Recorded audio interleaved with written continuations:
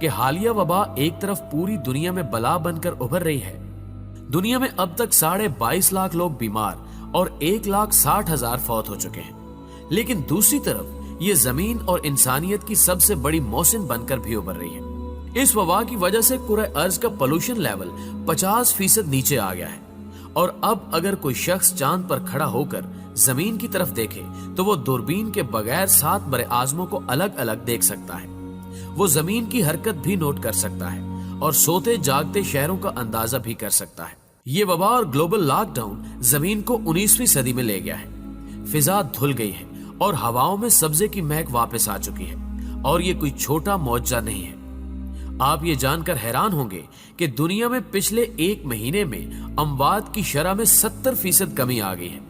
کیونکہ دنیا میں موت کی 10 بڑی وجوہات ہیں.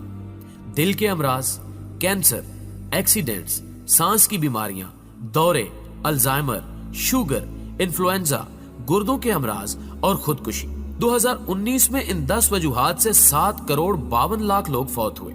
ان میں سے آدھے بزرگ تھے. کرۂ ارض پر روز 1.5 لاکھ لوگ مرتے ہیں. لیکن پھر یہ وبا آئی اور شرح اموات میں کمی آ گئی. اموات میں کمی کی اب تک کی 3 بڑی وجوہات سامنے آئی ہیں. پہلی وجہ پولوشن ہے.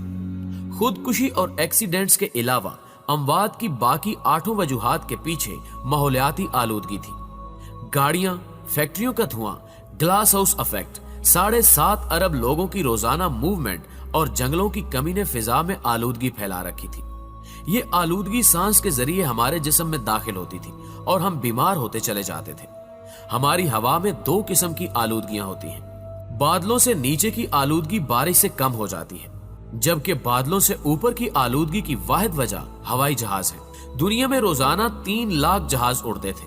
فضا میں سب سے زیادہ پولوشن یہ جہاز پھیلاتے تھے اور یہ پولوشن آندھی، طوفان اور بارش سے بھی ختم نہیں ہوتی تھی اور اس نے زمین کی پوری فضا تباہ کر دی تھی. حالیہ وبا کی وجہ سے ایئر ٹریفک بھی بند ہو گئی اور زمینی ٹریفک بھی. فیکٹریوں کا دھواں اور انسانی موومنٹ کا پولوشن بھی کم ہو گیا. چنانچہ ہماری جسمانی شکست و ریخت میں کمی آ گئی. دوسری وجہ ہماری خوراک تھی. ہم سب جانوروں کی طرح کھاتے تھے. ہم ضرورت سے 10 گنا تیل، 15 گنا چینی اور 21 گنا زیادہ آٹا استعمال کرتے تھے. ہم انسانی ضرورت سے زیادہ گوشت بھی کھاتے تھے اور چائے، کافی اور مشروبات بھی پیتے تھے.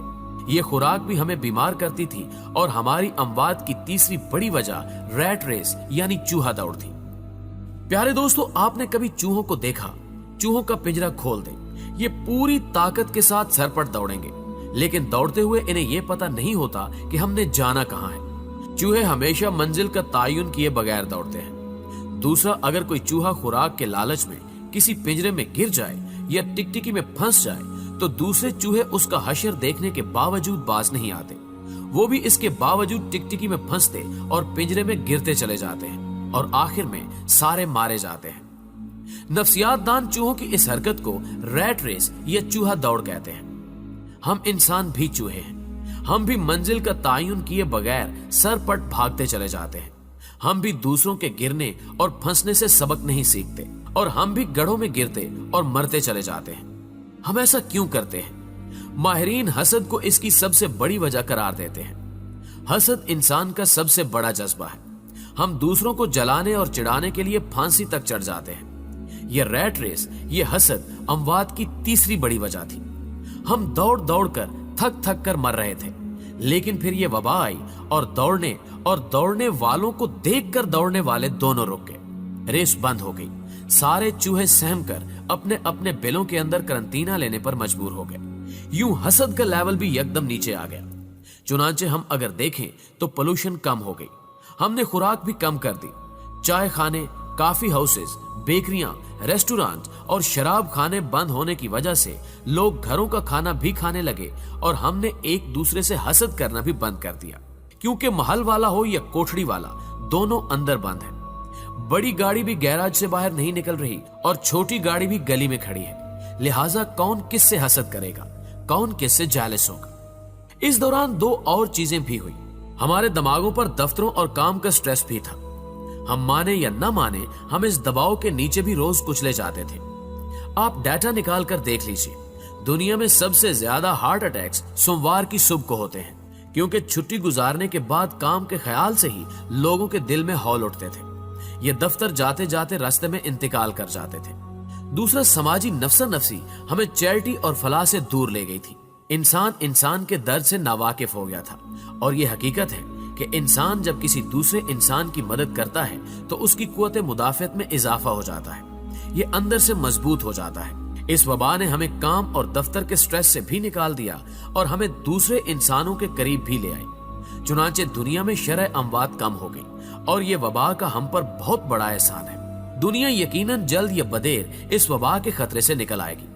ہم انسان لاکھوں سال سے ہر قسم کی وبا، ہر قسم کی آزمائش کا مقابلہ کرتے آ رہے ہیں. دنیا میں ایک ایسا وقت بھی آیا تھا جب کرۂ ارض پر صرف 2000 لوگ باقی رہ گئے تھے، لیکن ہم انسان دوبارہ 2000 سے 7.5 ارب ہو گئے ہیں.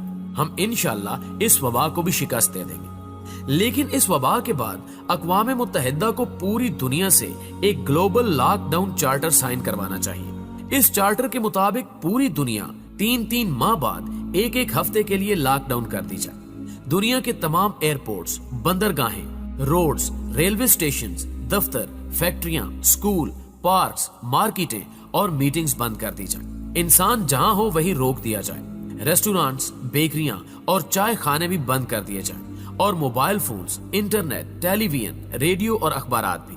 یہ سہ-ماہی لاک ڈاؤن اس کرۂ ارض کو ایک بار پھر چارج کر دے گا اور یہ زمین رہنے کے قابل ہو جائے گی.